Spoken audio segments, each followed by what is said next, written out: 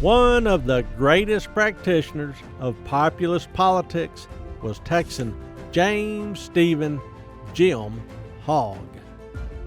Born near Rusk in 1851, Big Jim Hogg grew up learning the newspaper business as well as reading law and farming.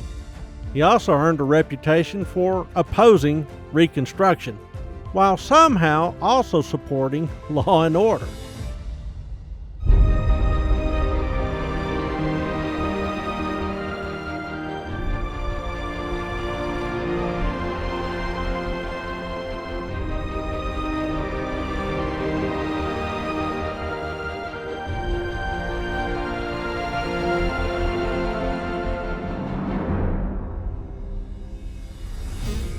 When he was only 20, outlaws nearly killed him for his support of the sheriff of Quitman, Texas.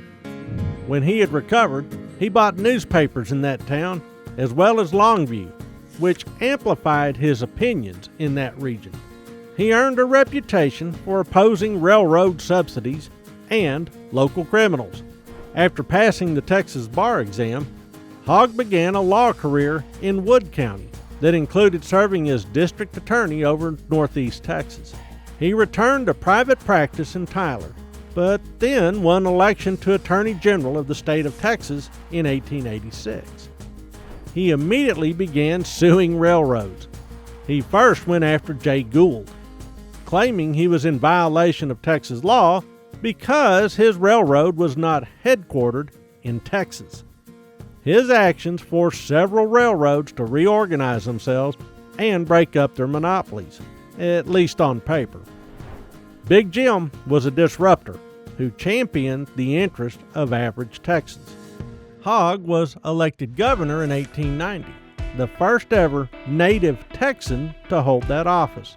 Almost immediately, he created the Texas Railroad Commission to regulate that industry in the Lone Star State. This included everything connected to the business, such as terminals, wharves, freight, and express operations. Railroad Commission investigators uncovered clear examples of price gouging, unfair wages, and predatory practices. He appointed John H. Reagan, the former postmaster of the Confederate States of America, and two others to lead the new agency and set things to right. The creation of the Texas Railroad Commission, though, came into conflict with federal regulators. Since railroads operated across state lines, U.S. officials claimed jurisdiction.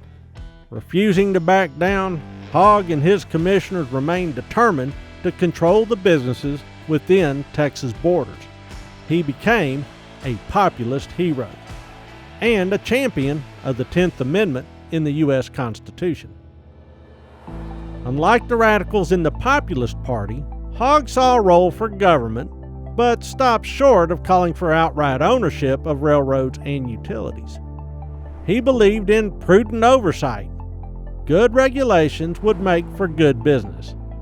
Hogg did work to keep corporations, especially railroads and land syndicates, from holding on to land and keeping it from being available for settlers looking to start a homestead. Like most populists, Hogg opposed foreign landholders. Besides, the governor wanted to make use of public lands to support education and teacher training. If foreigners and large syndicates froze the real estate inventory, how could the state develop? Hogg believed the frustration felt by farmers and laborers across the country was sincere, but their approach was simply too much. Governor Hogg believed in just enough government, but not too much. Democrats nationally adopted many of the less strident populist positions, similar to Hogg's approach. As a result, the momentum drained away from the People's Party. Hogg supported William Jennings Bryan on the national scene, but the election of Republican William McKinley further cooled populist enthusiasm. In 1895, Governor Hogg returned to private practice, but remained a leader in the Democratic Party. A successful businessman and investor, Governor Hogg was also a Texas promoter. He traveled to Boston, New York, and Philadelphia and touted Texas. and its reasonable regulatory climate as a great place for investment. The populists faded away, absorbed into other political organizations. The movement started by the barnstorming, fire-breathing, Texas-born Farmers Alliance evaporated along with it.